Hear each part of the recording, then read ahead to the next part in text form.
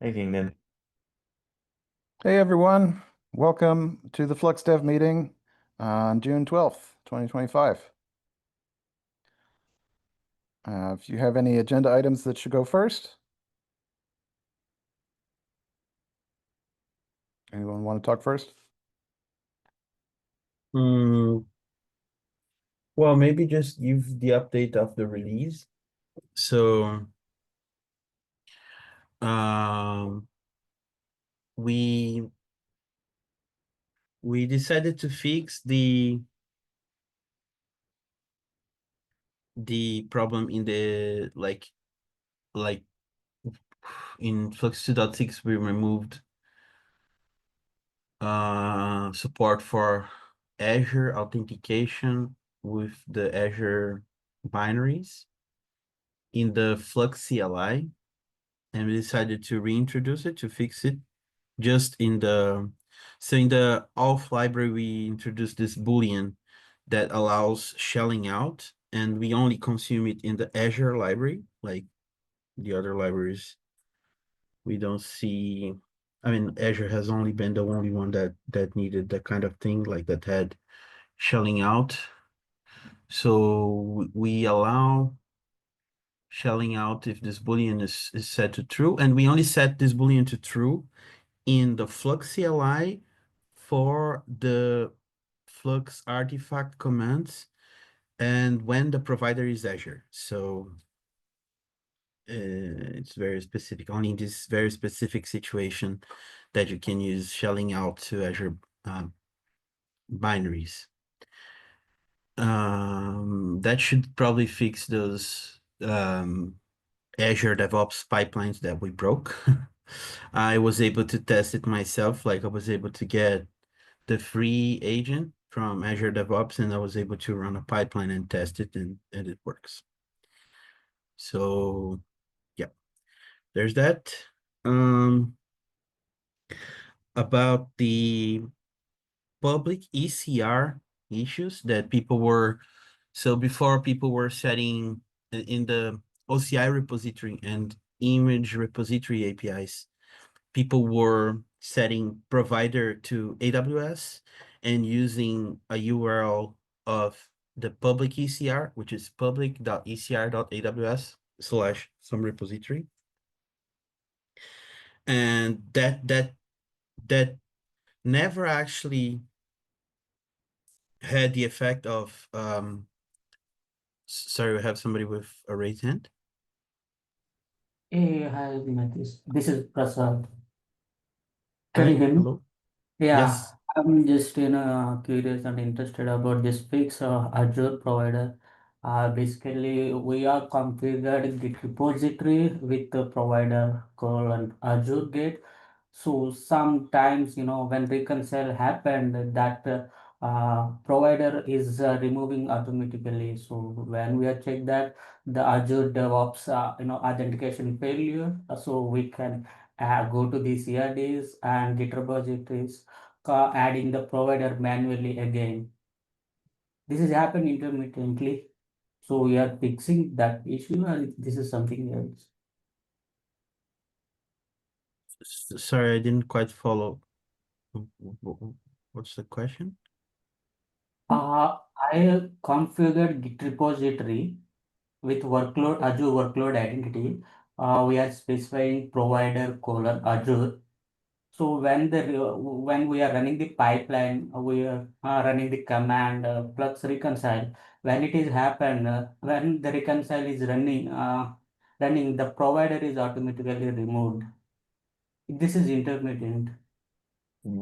What do you, how are you observing that the provider is Yeah, being, when we are going to the, describe the Git repository, it's saying authentication is failure to the Azure repos. So when we are looking into the spec, the Azure colon provider is missing, removed automatically. We are adding again manually, then it works again.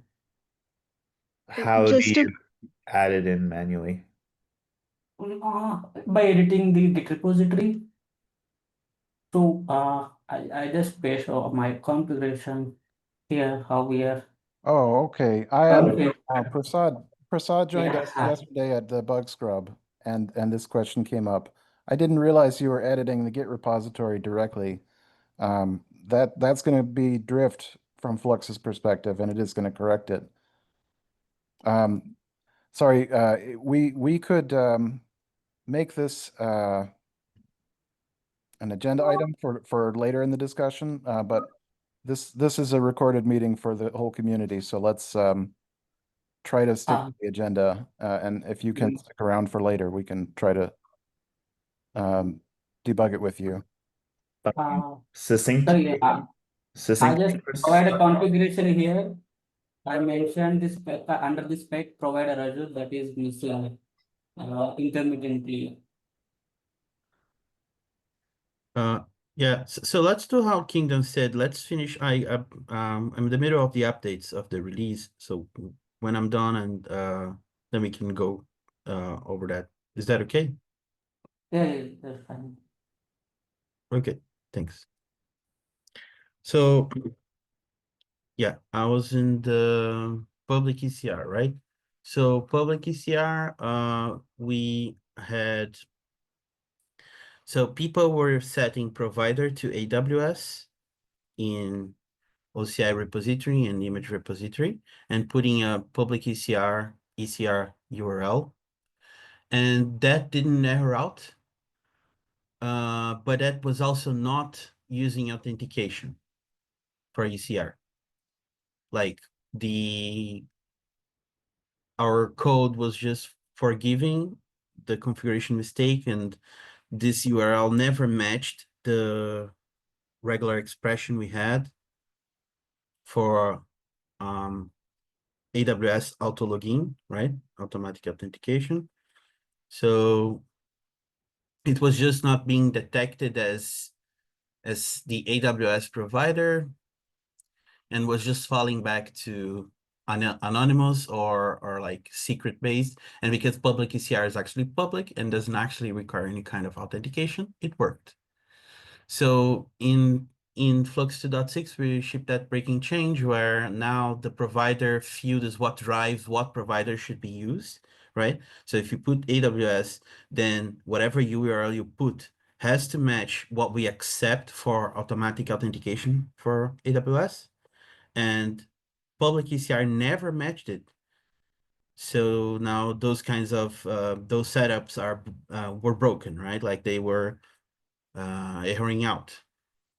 And the fix we are telling people to do is, okay, just remove the provider field, right?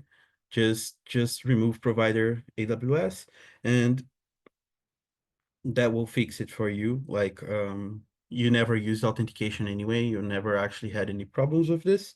So this works. Just remove the provider field. But at the same time, the reason for authenticating is getting better rate limits, right?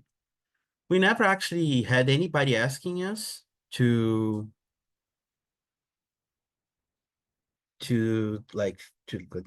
never had any issues with ECR rate limits. Otherwise, we would probably have fixed it before.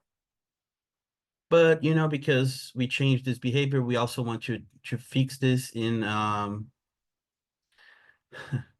in Flux 2.6.2 next Monday.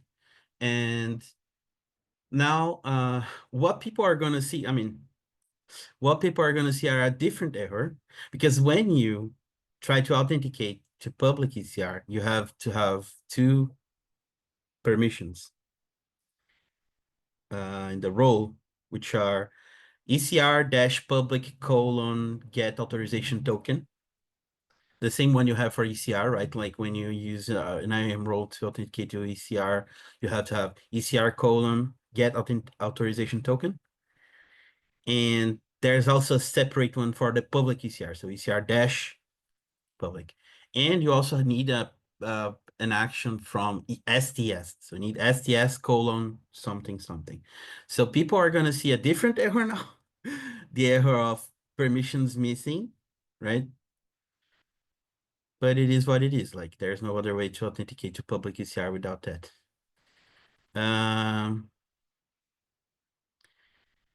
So yeah, we are shipping those. So the Azure shelling out, Azure authentication shelling out to Azure binaries in the Flux CLI, and support for public ECR.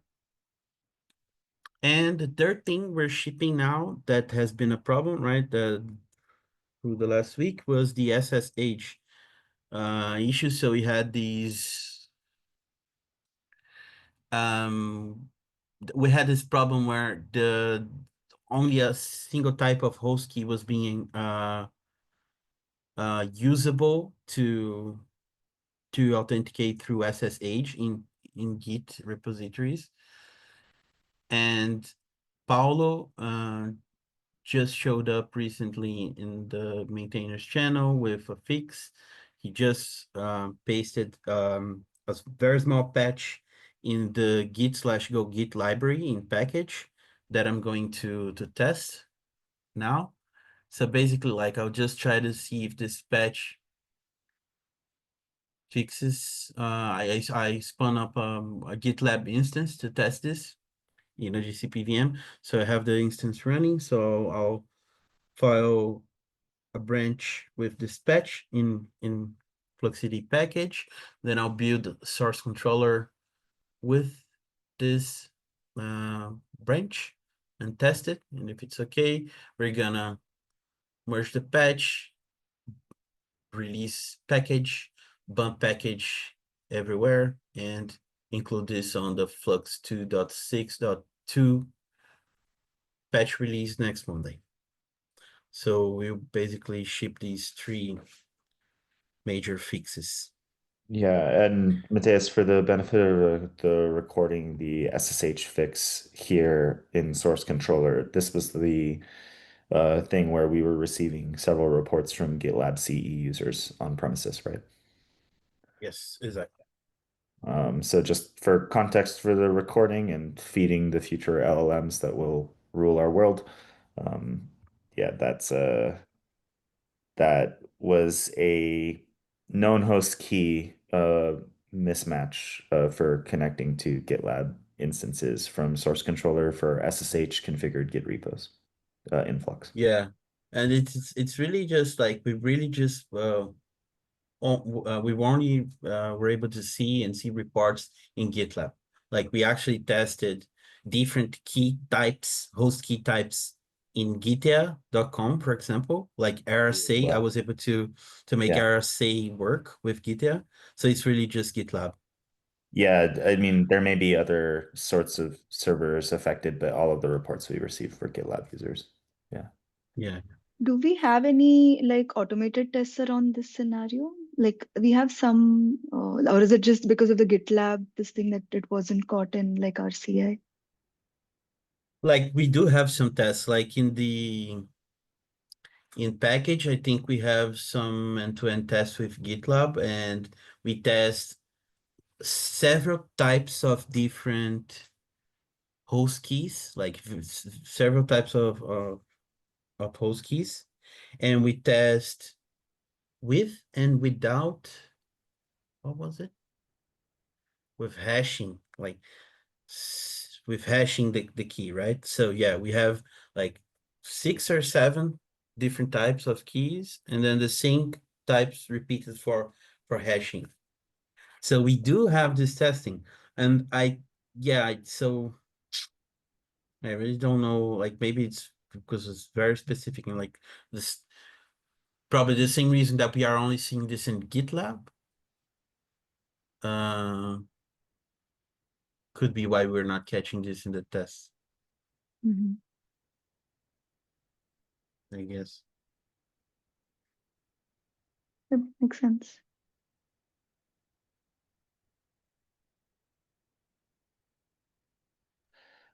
Just to recap, Mateus, so on the 2.6 release series for updates today, we just wanted to cover the removal of the Azure CLI auth shell out behavior, and that's now being re-added to Flux CLI. Probably unrelated to what Prasad was talking about, but we can talk about that in a second. There's also basically a previous behavior of misconfigurations being ignored for public ECR. We've issued a breaking change for the 2.6 series where the new behavior rejects the configuration and added a feature where authentication to public ECR is now optionally supported, where it wasn't before. The recommendations here are for users to either remove their mismatching provider configs to rely on anonymous auth or to optionally add a properly matching provider to maybe have better rate And limit. also add the permissions. Yes, they'll need their permissions as well. So that's in the error message is what you're saying? Sorry? In what? Yeah, okay. Just as part of the recommendation is to auth and then also add permissions to make sure that auth actually works. Yeah. Like, yeah, authentication will now work if you also add the required permissions. Yeah. And then we've got in progress a fix for the SSH issues affecting certain source controller users on GitLab. And we don't know why our end-to-end test suite didn't catch this. It's probably just a weird edge case. So that's the release updates. Anything else on the I guess just a separate work in progress thing from the Flux team here, just squeezing in a quick note from me is we're working on supporting string data in Customize, and it won't merge until 2.7 because it adds fields in Customize itself and needs to be pulled in from kubectl and helm. So that's my little update on that. Any other discussion items before we kind of have an open floor and get to Prasad's issue here with drift correction? Not from my end. Cool. Deepti, at some point it would be good for us to maybe, I know we had some vacation, maybe we can try to get the conversation with the Azure team rolling again on just some recommendations for how to do Yeah. in the future. Yeah, I followed up with Mo on that. I think he said he's a little occupied for a few weeks to That's take additional understandable. meetings, but I'll follow up again Yeah. in a couple of weeks and find out It really, how. we don't need to rush it. We Yeah. just want to get good recommendations. Mhm. And we have time as well. Yeah, is it okay to, I know, Matthias, you had created an issue describing the other solution. Is Yeah. that the like direction we want to take? Then I can at least share that issue with him if he wants to take a look offline and share any thoughts on that. Would that make sense, or do we want to Yeah. explore? Yeah, like I think that would be good. Like, I mean, it's the only way I can think for us to continue supporting the feature, and it's based on their recommendations of only doing things that are well documented, right? So, but like essentially, what that solution describes is instead of relying on Azure to accept the Kubernetes JOT, we are going to simply look up everything that we need to do it ourselves. Like we just check, like we'll just require the controller identity to have permission to look up in Azure all the information that you're supposed to configure for managed identity to be associated with an AKS service account. So we hit this like the same APIs that the CLI uses, right? Like to see if there's a connection between the two things. We do the same, and if it's there, then we just do like we use the user is supposed to associate the managed identity not only with the target service account, but also the controller service account. So it has, for every association, it has to like it has to connect the managed identity with the two service accounts. And that's okay because the limit is 20, right? And what we need here is the ability for a Kubernetes service account, an AKS service account, to be connected to many managed identities and not the other way around, right? Like so the limit for many service accounts with one managed identity is low, but what we need is the other thing. And the limit for the other thing is not is like unlimited. So the Nice. managed So identity, which would be associated with the controller, so that is only responsible for doing the Azure APIs to kind of validate the configuration and then impersonate the like the object level client ID, tenant ID to fetch a token, basically. Yes, And but the we controller also needs, want the yeah, like permission to check just to finish. uh that client ID is labeled for the Kubernetes namespace or for the object. So like Yeah, we want to get information from Azure that says that there is like a three-way coupling between what Matthias is describing. Yeah. mhm. yeah. Okay. So basically, like, imagine the setup that is done today, right? Simple workload entity. Like, you still have to do that. You still have to do everything that you need for vanilla basic workload entity between managed identity and service account. But on top of that, you also need the controller to have an identity, a dedicated identity that is able to look up this information, right? Mhm. It's so the controller will need these permissions for looking up these links between the service accounts, and it must also itself have the permission to impersonate everything, Mm. right? Yep, I think that makes sense. A little complex for the user, I think, compared to the previous approach, obviously. But yeah, I think But I like mean, just from a and logical honestly, perspective. I will only like file that PR if our integration tests suddenly break. Like, we have tests running Yeah. every day. By the way, it costed 112 euros this month. uh Yeah. we like, so the day it breaks because of object level workload entity, we will know exactly why. Right? Something Mhm. was flipped on Azure side, and that's the moment when I'll take my time and file this pull request to implement this fallback plan. Mm.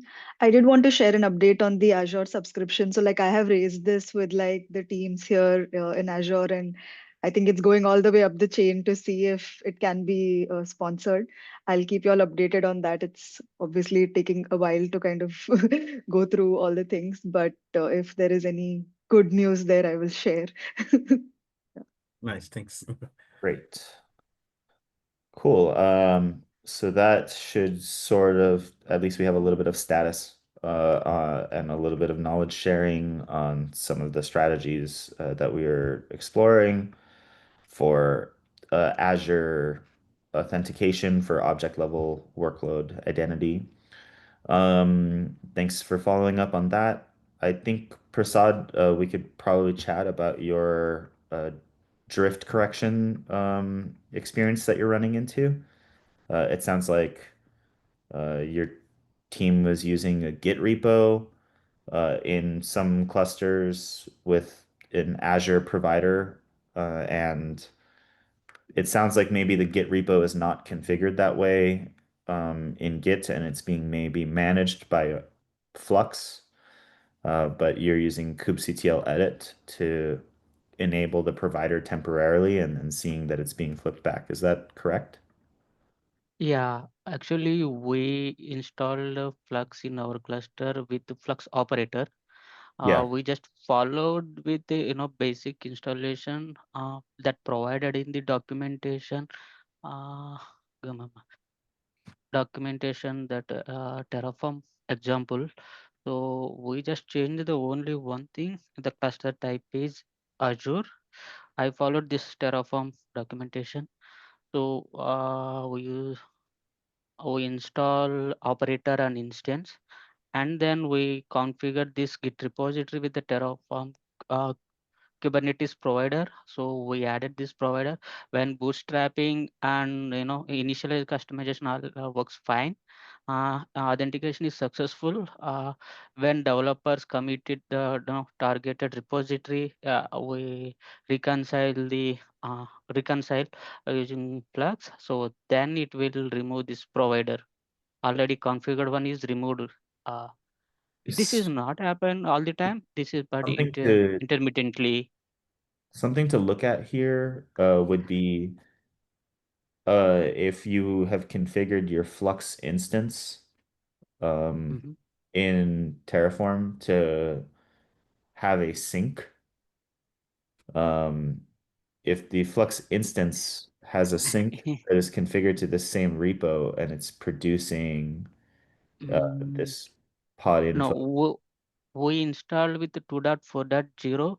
At that time, this Flux, does not support workload identity. So we did not configure any synchronization. Sorry, we just go with the uh, normal installation which is provided the Terraform. We did not configure. Now in 2.5, now Azure Workload Identity is in supported with Flux operator. So in we are now upgraded to 2.6, and we configured the sync now, but the CRDs and all the configuration is not to return back to the targeted repository. We are Yeah. using two different repositories. This one is for the application customization deployments. The sync one we did not configure. Now we configured sync, but those CRDs are not read back to Azure DevOps. We follow the Yeah. documentation provided in the operator.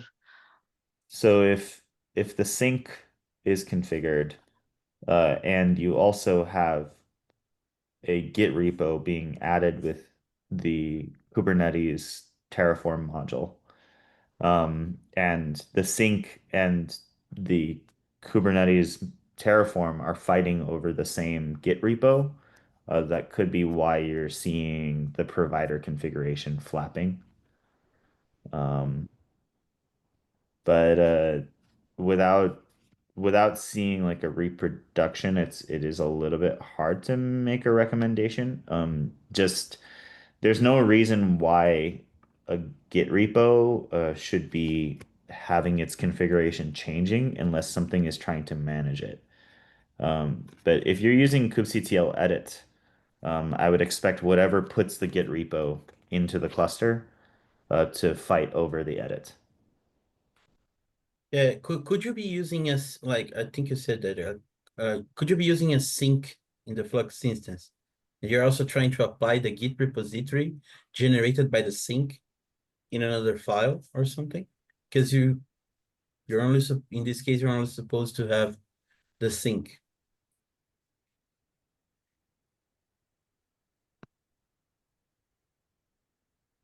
Mm, you're saying we need to configure sync? Yeah, in the Flux instance, right? Yeah. Spec.sync.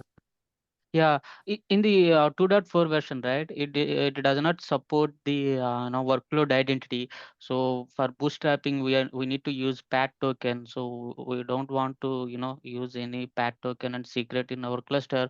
So you're So not using sync? no, we are not using sync. In the Helm chart, right? I see that there is sync is optional. It is not Yeah, yeah. required. Yeah, so we did not configure the sync. Now we are configured in sync. We are upgraded to Flux version 2.6.0.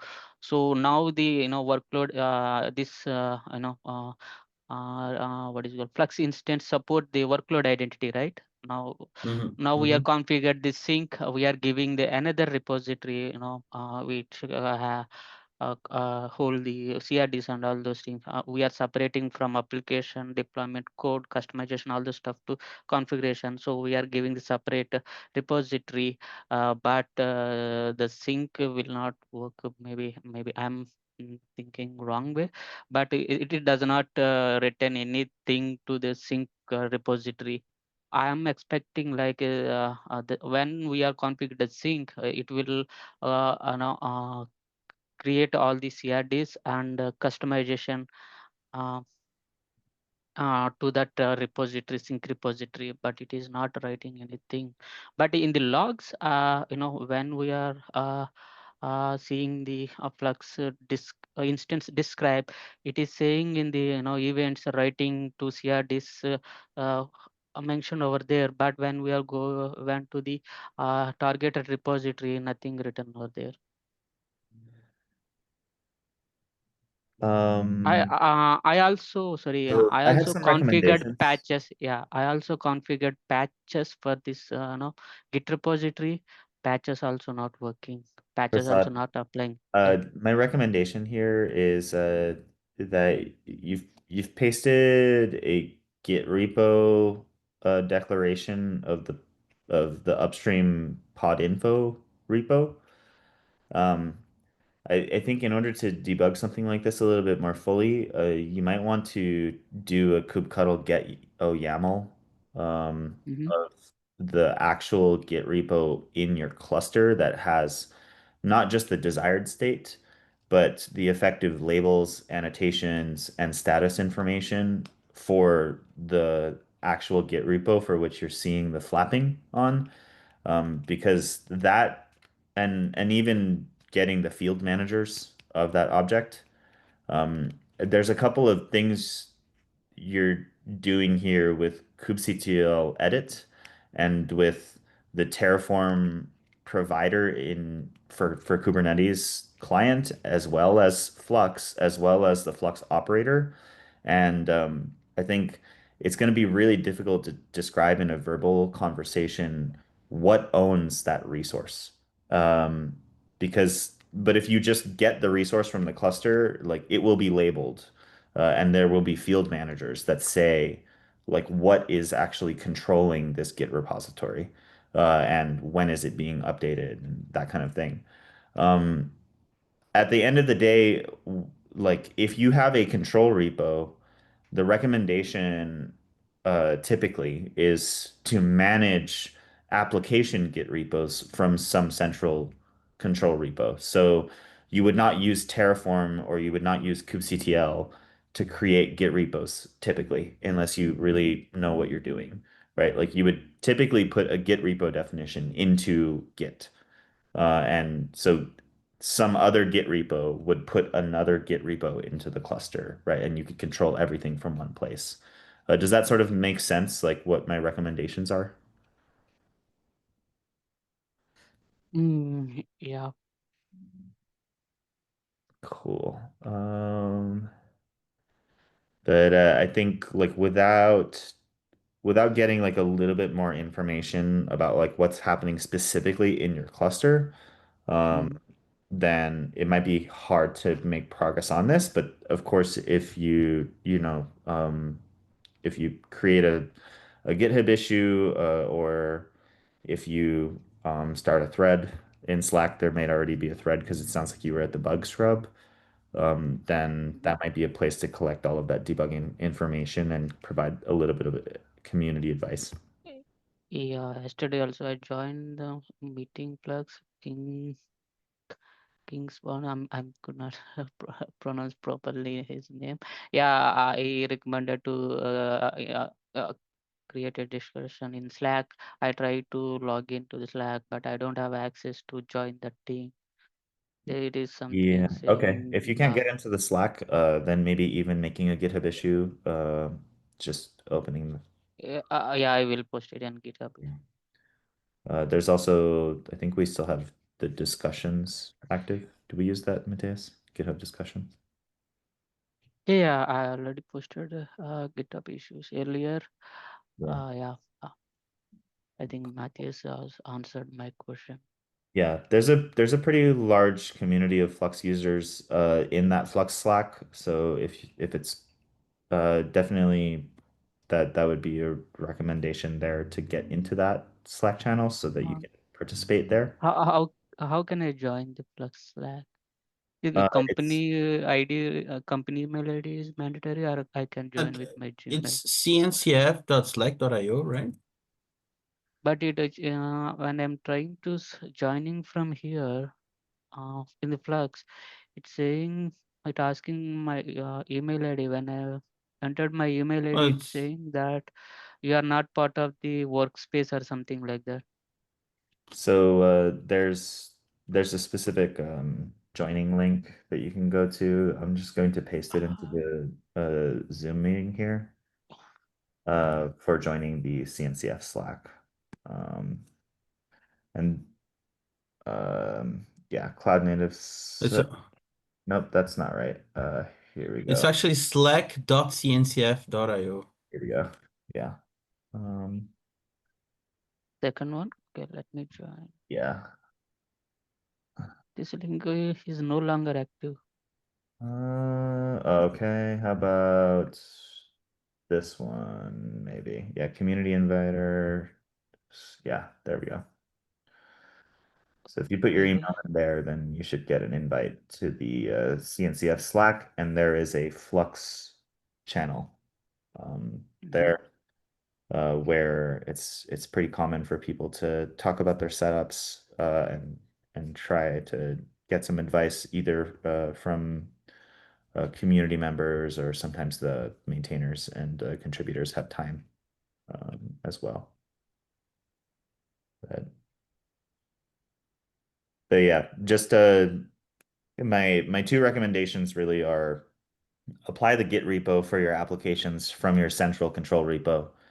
And if you're confused about why configuration on an object is reverting, look at the labels and the field managers of that object in the Kubernetes API to see who owns it.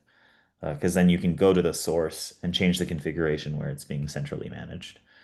Typically, when you kubectl edit something inside of a Flux cluster, there's a very good chance that your edit will be reverted because Flux is always continuously applying whatever the desired state is from an authoritative source. Okay, got it. I mean, these are everything is owned by the Flux operator. I have added some annotations, specified in the documentation. I will check the annotation on the final edges. Yeah, with the exception of anything that is declared within sync, which is optional, Flux operator will only manage Flux itself. It will not manage your configurations like the Git repos and things like that. Um, Mhm. cool. Great. Okay. Do we have anything Thank else you you want to for talk about, no. friends? There's a couple other folks. Oh, okay. Adrian, you're raising your hand. Thank you. The floor is yours. Yeah, thank you. Hello. Yeah, well, I just wanted to bring up, well, I have a pull request open to bring in a new RFC in order to add support for open telemetry. We previously had a discussion a few 10 meetings back, well, community meetings back. I'm going to paste it here. And I just wanted to follow it up and resume the conversation because we are really interested in contributing and to add that feature. So Okay. Yeah, I think we still have a good amount of time on the meeting for you to, would you like to lead that discussion on opening an RFC for hotel support? yeah, so well, I had to say that the initial approach was quite different than the current one. We had a discussion with Matthias and Stefan about it. And the idea basically is to have this as part of the events API object and be able to populate that similarly, like the user will not be complete. I mean, without changing anything. And the idea will be that the provider is going to be where the traces are going to be, or the spans are going to be sent towards. So in order to make it generic, and one of the main, let's say, issues that we wanted to tackle is about how to declare a root span in order to trace over all the things that might come or might be attached by under the event. So the idea was to create a checksum that will be compounded by the UID, the Kubernetes Object Reference, which is unique per object and also per cluster, because that's another challenge. Like it should be multi-tenant and multi-cluster, plus the digest in order to have, let's say, every time that it reconciles, have kind of its own trace. And in this way, we a unique object or a unique reference. And then based on the root span, the child ones might be attached. For example, if we have a customization, well, we can have a source and then multiple customizations attached to it. So yeah, that would be in a nutshell. I know that is a bit ambiguous. Yeah, I think just documenting for the public recording like a use case right here would be, say you have a source with multiple customizations. Uh, you want a generic mechanism by which you can configure Flux to export spans to some generic hotel provider type thing, right? Exactly. So that way, so that people can see a full swim lane Gantt chart, like Yeah, the idea is to be able to have a better visibility on what is happening in the background with Flux. Sometimes it's a bit difficult. And also be able to trace back.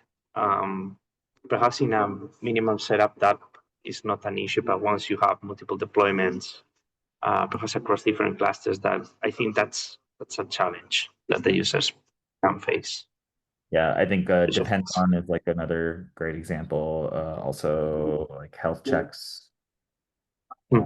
Just like being able to see those spans and like understand.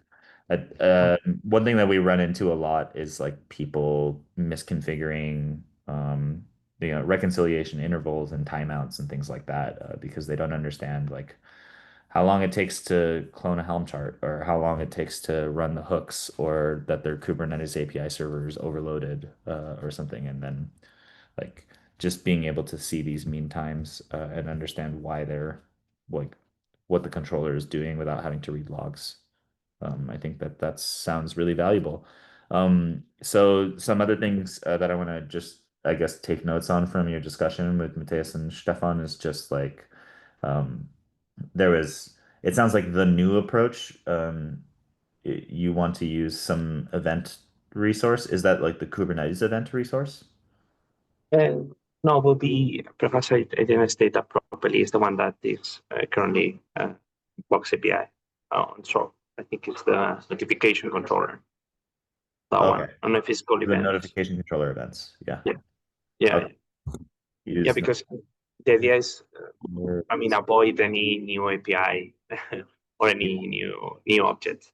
Just have it in the under the hood, let's say. So we're gonna staple traces to the events from notification controller. Exactly. We are going to have the events, and they are going to be spent based on the provider that you configure. Will all of the various Flux controllers and any controllers that anyone wants to add to Flux, maybe from their own distribution, just send events to notification controller, and then notification controller is the exporter to the hotel provider? Yeah. Okay. Yeah. So in that way, we sort of have like an aggregator And then notification controller has to be able to deal with the traffic of that. Okay, that sounds maybe reasonable. It might be Yeah, a little weird if we have shards. Maybe shards might want to have their yeah, own notification yeah. controller. That Yeah. was one of the main issues. I mean, this might be ideal for OCI because you have one trace, but with Helm repository OCI, it's a bit odd. Yeah. Yeah, and if if you're running Flux with shards in a geo-distributed way or something, then like you might want to configure Flux to make sure that it's like network route to notification controller is like localized and or whatever. But those are like little details that people don't normally worry about because normally Flux is fast enough for them and they just follow all the default recommendations. I know this quite in theory. Like I would like to test this, but at least know that I'm following kind of the right approach or one that makes sense.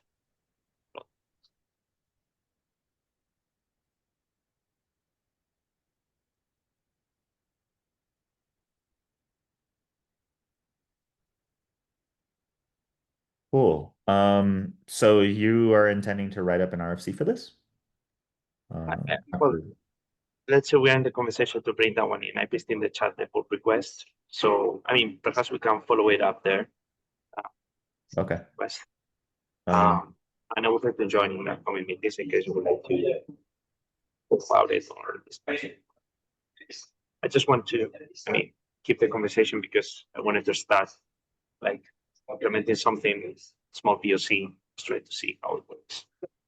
I guess just for my curiosity, is there like a particular context that we should like, is there companies sponsoring this work or some big end user use case or some I think like the feature, the desire for the feature is clear. And it's just is there some economic force that's driving this work? That's like beyond your curiosity. I'm in conversations to bring people in. It's not, let's say I'm talking with my manager just to see what we can do. This one might be just me and perhaps a couple of colleagues. But Yeah. Cool. Okay. Um, well, that sounds like we've covered a good part of that topic. Definitely, let's keep the conversation alive. Let us know what you need in terms of design help on this. Um, I I don't hear any major concerns from people. I mean, if you talked with Matthias and Stefan and they thought, oh, this sounds architecturally feasible and we can, maintain and implement this inside of the Flux APIs without breaking things and um, roll this out, then it sounds like this is something we could work on for. yeah. The thing is that in the previous meeting, let's say we agreed a bit on the design, and I completely changed my pull request, like the whole RFC. I changed it completely. So that's why I wanted to get a bit more feedback. Like just okay, this is what we discussed, and I'm covering all the use cases that we talked about. Was more. I think that, but yeah, any notes, any feedback, really appreciate it. Sounding good to you, Matthias? You think the discussion's in a good place? Yeah, honestly, actually, I uh didn't participate much in the last discussions, to be honest. Stefan has more the context.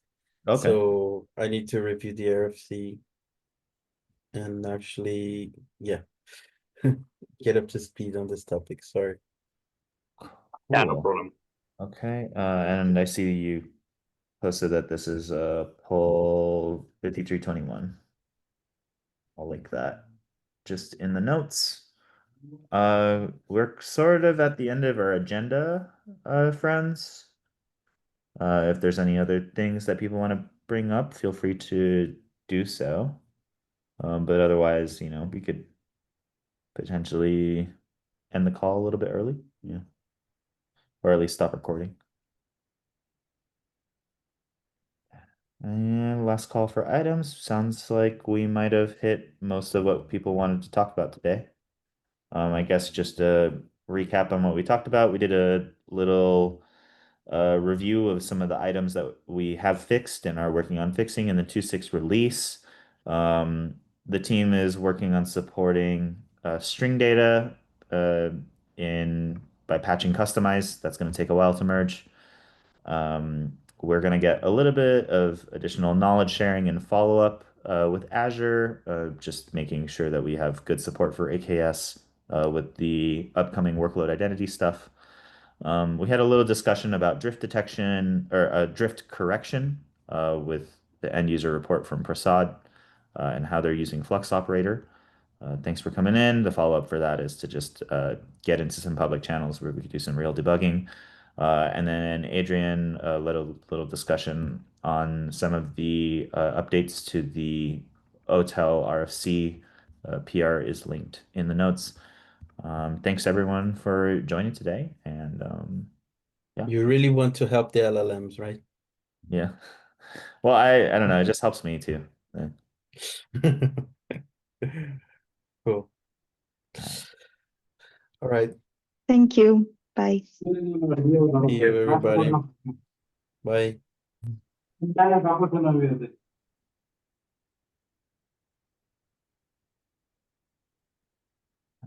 Stop. Okay. Thanks, everyone.